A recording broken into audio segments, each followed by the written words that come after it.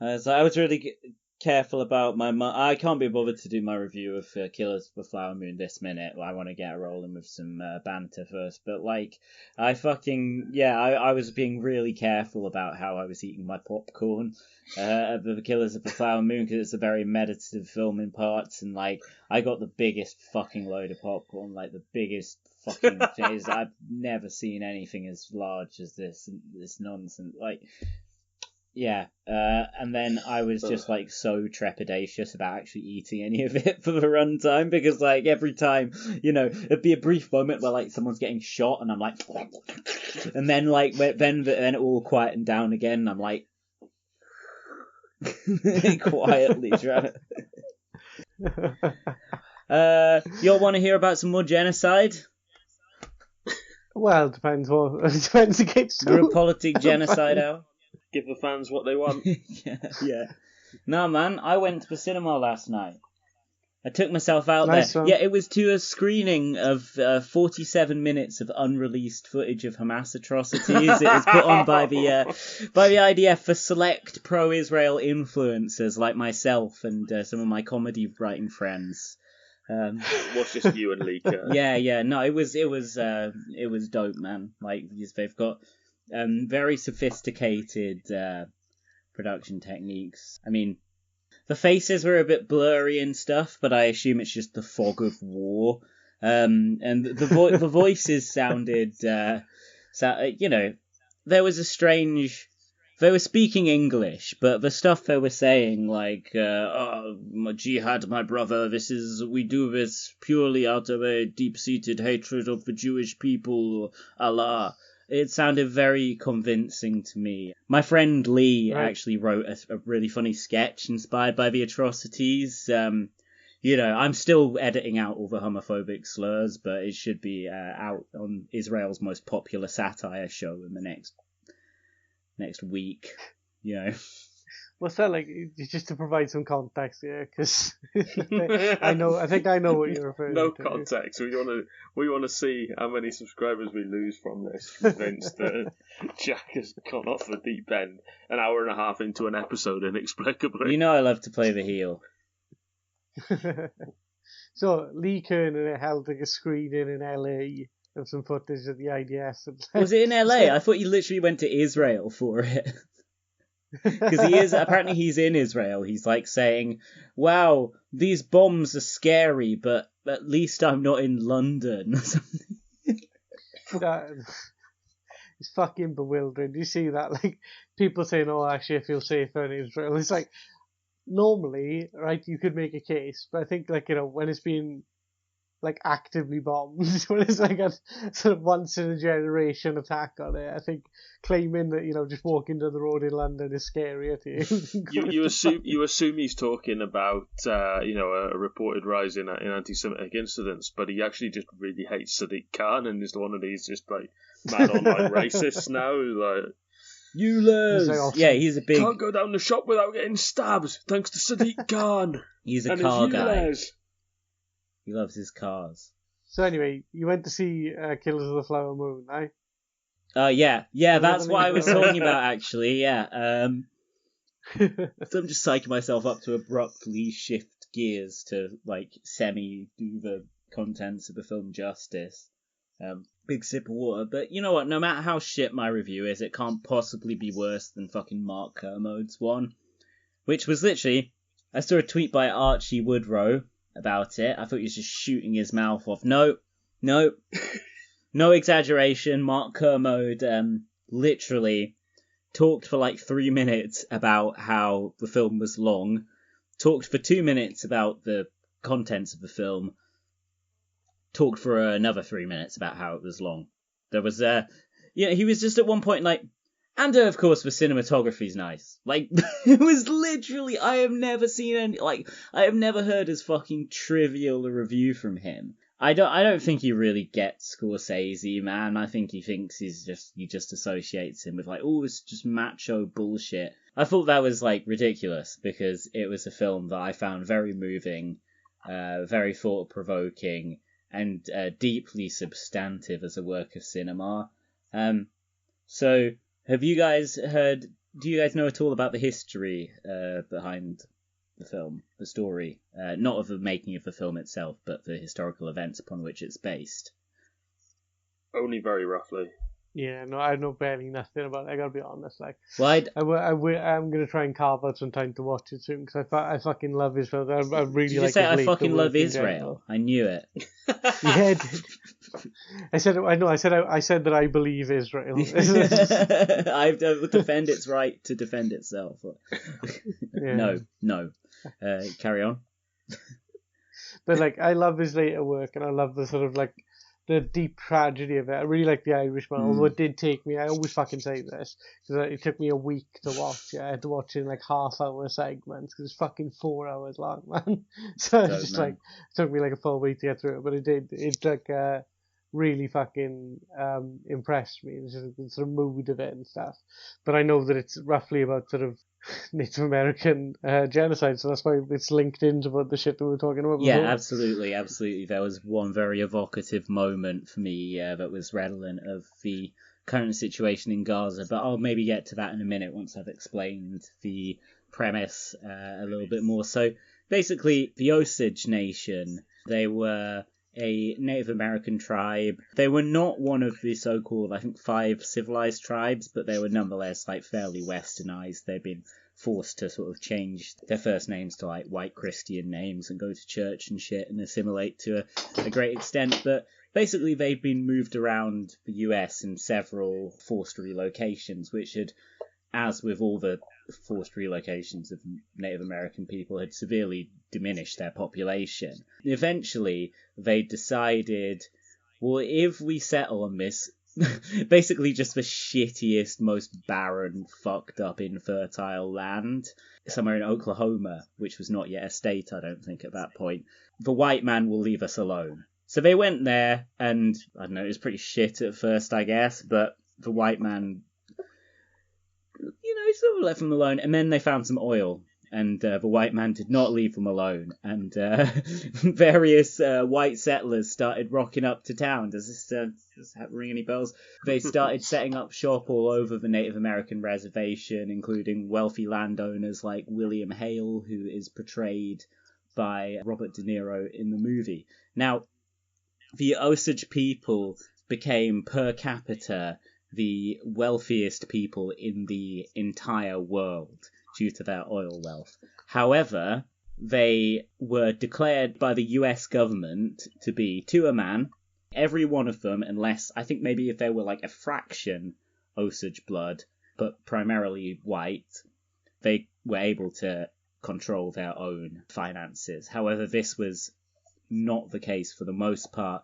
Most people who were fully or half Osage had to have effectively a conservatorship. They'd have a court-appointed white guardian, sort of like the Britney Spears situation, basically. Very much like that, yeah. Yeah, they basically had to have some prick who was ripping them off. These people were all stealing their money, the white people who were in charge of these people's money. And in addition to that, they were being stingy as fuck with actually giving the money to the Native Americans. They'd be like, "Did you need to spend quite so much money on meat this month, miss?" Like, just this kind of bullshit. Scorsese portrays that very well in the film. Because I've been, looking up into... I can't say I've been, going too deep into the history, but I listened to, 2 different historical podcasts about the events, and every fucking substantive thing in the Scorsese film checked out with the history that I have thus looked into. So, in terms of these guardianships, often if these Native Americans who all had the rights to land upon which was oil, basically, every sort of individual person had these rights. If they married a white person, then that person could be their conservator, and it sort of, killed 2 birds with 1 stone. And theoretically would mean that because, presumably you would be somewhat allied with your spouse in terms of thinking of the greater good of your household, this would presumably give them more control over their finances. However, the white man had other plans, and this prick called William Hale, this kind of like Colonel Sanders motherfucker played by Robert De Niro in Killers of the Flower Moon, basically set up like a fucking industrial scale criminal operation of murder and extortion, where he would bump off Native Americans, he would, through marriages and then murders, he would then, acquire their land rights and thus the oil profits that they were receiving. And he would do other shit like collecting life insurance upon them, making sure being nice to them to make sure they lived long enough so that he could collect the life insurance claim. And then, so this guy was a real evil fuck. But,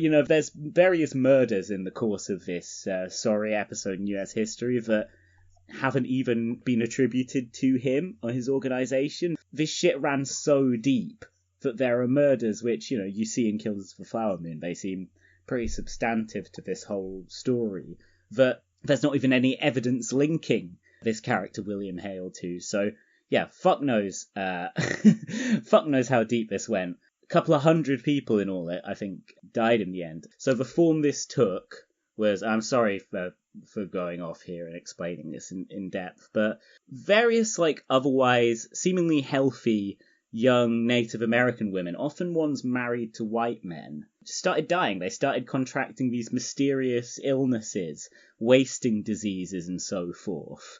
And this was in addition to just people getting shot and shit like that, more blatant murders, which, as Scorsese depicts them in the film, you remember he's very fucking good at showing a murder. It's only ever a few seconds long. You just see bang, fucking, just the same brutality he is always excelled at, but meted out and very, never kind of dwelled on. It's always just about kind of the suddenness, the shock of it. But yeah, so you end up with families and this comes to where it started really resonating to me in light of the issue of the ongoing genocide in Gaza. You have families I can't remember what the family name was, the woman's maiden name, but the character who Lily Gladstone plays in the film, Molly Burkhart. So firstly, her seemingly young and healthy sister died of a mysterious wasting disease. That's the first sibling. Then her next sister was taken out to the woods and shot and brutally murdered. Then, shortly after that, her mother mysteriously contracted a sudden illness and died. And then her other sister's house was blown up. So, pretty much an entire bloodline wiped out. There's a scene where, after the explosion, Lily Gladstone's character Molly is at the bottom of the stairs where they've taken the kids down to the basement because of the explosion to hide them, and she's asking DiCaprio desperately if it's her sister, and he says yes, and she just breaks down and howls. And I thought of the fucking, there's so many examples. I thought of the Al Jazeera journalist whose entire family was killed in that Israeli airstrike. And fucking, millions of people and families we've never even fucking heard of, with names we don't know. We don't know what these people do, but their lives are fucking worth just as much. And I thought that was a deeply resonant scene. And then there's a shot of the wreckage of the house, people sifting through this rubble, and you see it through the smoke and through the haze of the fire. And it's again, it looks like Gaza. I can't dress it up. And of course, what we're seeing in Gaza is history repeating itself with regards to the genocide of the Native Americans and many other dispossessed people and massacred people around the world, So, very important film, and it made me viscerally fucking angry when Mark Kermode, centrist, anti-Corbyn fucking cunt that he is, was just it's long, it's sitting, we've got to sit in the cinema for 3.5 hours. I fucking sat in the cinema for 3.5 hours. What's your fucking problem? You do it for a living. Thing is, he's older than you, though. He needs to piss more often. Fuck him. They've got toilets in cinemas. You can fucking miss 2 minutes here and there. Sorry, maybe it'll take old Mark longer than 2 minutes to get his fucking spray out, but come on, man. Or watch it on Apple. Just watch it on fucking Apple at home if you can't hack it in the cinema, you lazy cunt. I'm sorry, just no excuse. If you if the conditions are not right for you to enjoy a piece of art, to appreciate a piece of art, and your job is to fucking appreciate art, fucking change the circumstances. Make them amenable to you enjoying this film. That's a you issue, Mark. What's that like? I can't like. I used to listen to this thing, man, but I stopped years and years and years ago. But I can't imagine how much he's like curdled. Well, because again, without wanting to bring up for the second episode that I've been on in a row, he's ex Revolutionary Congress Party. Yeah. So like they sort of like specialize in finding like obtuse ways not to react in a normal fucking human way to stimuli. So I don't know. I always got that vibe off him. Like, but I think like maybe watching every single film that's been made for years and years and years is curdled in, but I don't fucking know. I haven't watched. I've never watched any of Scorsese's like historical films or his religious films. So I've never watched any of those, and people have like recommended them to me really heavily. I need to get around to it sometime. I've watched like obviously like Goodfellas, Casino, you know, King of Comedy, all that stuff in the sort of relatively contemporary American time. But like I've heard really, really good things about all of the other ones. Yeah, no, I think he hasn't got any bad films. He was saying recently that his deepest regret in terms of the films he's made is Shutter Island, and I thought, hey man, I fuck with Shutter Island. I fucking might rewatch that. You know, it's a good movie. What's that? I was like it's good product, man. He doesn't put out bad product apart from that Fran Lebowitz documentary. I always remember, like, I didn't get on with Gangs of New York at all. It's not as good, but it's got some good stuff in it.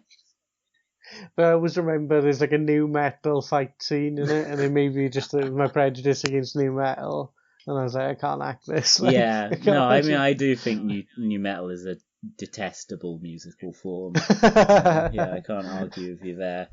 But shit, this Killers of the Flower Moon had a great score by Robbie Robertson, the late Robbie Robertson, who at the end there was a dedication to him on screen, and I was like, I went like, oh, I like said it out loud, and like there was no one left in the cinema, so no one looked at me funny. It was cool, I got away with it. But like, yeah, man, fucking another masterpiece from Marty. I mean, just going back into the history for a second, it's so crazy. Like I say, like 200 odd fucking people at least were killed, I think. And it wasn't just Native Americans as well, because whenever a white person would try and look into it, like, before you know it, like, there was one guy, I'm not even sure he was, like, hired by the Native Americans. He was, like, an oil guy who was just troubled by what was clearly the industrial scale of murder happening around him. Like, there were people who they'd find them, like, fucking dismembered in oil fields and shit, just covered in oil. This was troubling him, so he was like, I'm going to go to Washington, D.C. and appeal to the government about this. He went to Washington, D.C., and as soon as he got there, at the hotel reception, he got a note saying, be very careful. And then, as soon as he stepped out the hotel, a couple of guys jumped out, put a bag over his head, stabbed him repeatedly, smashed his head in, stripped him naked, and then dumped his body in a ditch. And it's like, that was what they did to, like, the white guys. Like, fucking, that's how bad this shit was. There's a couple of, like, Scorsese he's always, like, been able to draw, like, a little bit of comedy from violence among the grim bits. There's one bit where Leonardo DiCaprio, he plays the biggest fucking idiot in the world. Like, he's always fucking everything up. There's one point where he fucks up a criminal job so bad that De Niro basically pulls his britches down and fucking spanks him over the arse several times with a huge wooden paddle.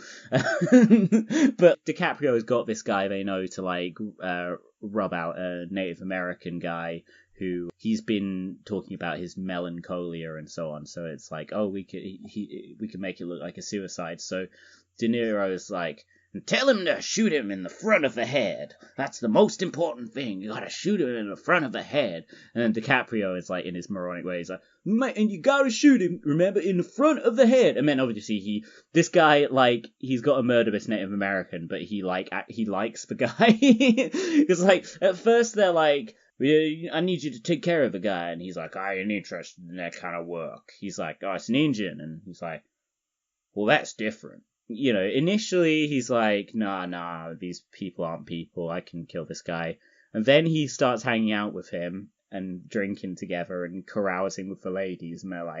And he's like, oh, no, I actually like him. And then he's like, oh, well, I still kind of need the money. So he decides he will murder him, but he does not shoot him in the front of the head because he's a coward. So he shoots him in the back of the head. And then De Niro's so pissed off. He's like, I told you, the front of the head, not the back of the head. And that's very fucking like Goodfellas in a film that is much more kind of like in the slow, meditative late era of The Irishman, Silence that Scorsese's been on of late. I thought it was very good how they didn't turn the film into some sort of white savior narrative, which is very impressive that they avoided that, because the chief FBI investigator who cracked the case was literally a guy called White. He's Tom White, played by Jesse Plemons in the film. I was watching the film. I was like, where's Jesse Plemons? He's like third billed in the cast. And the FBI don't show up until like 2/3 of the way through the film. And apparently originally the script by Eric Roth was much more of a Mississippi Burning, FBI solve racism type narrative. And Scorsese apparently was like, well, I'm not really that interested in this angle. And he talked to, people in Native American communities in the Osage, and they were like, yeah, we agree with you, this is maybe not the right approach. So he de-centered the FBI investigator in the narrative, and that I think is what led to DiCaprio playing the biggest fucking idiot in the world in the film, because he is he's certainly in more of it than Jesse Plemons. So if you're as big a star as DiCaprio, I guess you're going to take the role that there's more of. But yeah, no, it's good. I mean, he's good at playing a fucking moron. I didn't know Jesse Plemons is, like, I know the face, but he's one of the weirdest faces I've ever seen in my life. It's weird, man. He aged very quickly. I swear he's got, like, I don't want to make harsh judgments about Jesse Plemons' looks, but, like, he was very fresh-faced when he first showed up in Breaking Bad. It was like, yeah. Fucking hell. Well, anyway, that's not. I didn't want to turn my review into just broadsides against Jesse Plemons' looks. But no, that was me. That was entirely my doing. Like, don't worry about that. But like, was it? Yeah, I never retain the names of any actors. But it's weird that it was like someone pointed out a while back, and it was like Robert De Niro. And obviously, to everybody else, he's like a sort of quintessential Italian American thing, and because he's like slightly not Italian American. They're like, Scorsese just casts him in like the whitest of white roles. And like casts him basically as any ethnicity. It's like, it's fucking amazing. Apart from Raging Bull, obviously. No, De Niro, I mean, it's great to see him like fucking play a proper role in this film, because, he's been slumming it so long now. And The Irishman obviously reunited him with Scorsese, and that was good, but it was such a low-key performance that, this is like, you can see the fireworks again. Yeah, because like the entire point of The Irishman is that he's like the world's most tedious. Yeah. And he's just he happened to get caught along in this, $1 billion fucking decades-long criminal conspiracy just through just being like, not rubbing up against anyone. Yeah, through having no fucking mind of his own. Really. Not like ruffling any feathers or whatever. Yeah. But like, whereas in this film, you're like, oh yeah, that's the guy who rocked our cocks back in the day. Fuck, man. But like with how good King of Comedy is, I was talking a bit about this on the podcast episode that you haven't listened to. Like, I love King of Comedy. That's another like atypical De Niro Scorsese. I'm going to listen after this. Like, I think I'm going to go for a smoke and listen to your episode. It's fine, man. But like, just don't do it now. Yeah. All right, see you guys later. But like, it's amazing. Like, if you think the fucking range that De Niro's got, and he doesn't really get praised like that so much. He's not sort of, because he spent so long doing like fucking Meet the Parents and shit. So people don't think of him as being like this incredibly versatile actor. They think of him as like a sort of mad set of stereotypes that just sort of turns up on screen.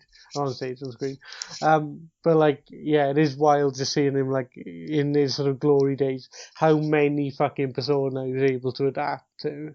And it's fucking nice to see that he's nice to hear that he's getting some work. But I do need to catch this. Yeah, like, man. I've just fucking like, what is it like? Like I said before, I don't watch many films. When I watch films, they tend to be rewatching South Park Bigger, Longer, and Uncut, or 2012's The Other Guys. Oh yeah, great Those are the film. films that I tend to watch. Isn't it 2010? I don't know. I think Sorry, so. I've Yeah. got the date of when The Other Guys came out in my head, don't I? Yeah, it is 2010. Yeah, I just checked. Adam McKay's most satirical film. It's fucking class. Yeah. Man. It's good, but like, yeah, I didn't want to just maneuver it into films I've seen. Like that's what I'm trying to do. Yeah, man. Like, fucking... I would like. Oh, what were you saying a second ago about movies? Oh yeah, like rewatching movies. Like, I rewatched this movie called Reptile, which is like Right. a fucking Netflix direct-to-Netflix thriller, like a cop drama starring Benicio, and apparently written by Benicio del Toro. And I watched this like a few weeks back, and I dug it kind of. It's not got very good reviews or anything, but I was into it. But like, it's so slow and lethargically paced that like I literally didn't understand what was going on because I was tweeting a load about Israel and Palestine. So just my attention was too divided. So I was just, and this is kind of what inspired me to go and see Killers of the Flower Moon, because I was like, what the fuck? I rewatched fucking Netflix original Reptile the other day. Should I not go and see like a good new film by Martin Scorsese? Like, should that not be my priority? But yeah, I watched Reptile again and I was like, yeah, shit, man, I'm still on board. This is the good stuff. This is the kind of like fucking ugly middle-aged cops fucking each other over kind of shit that I love. It was very like True Detective season 2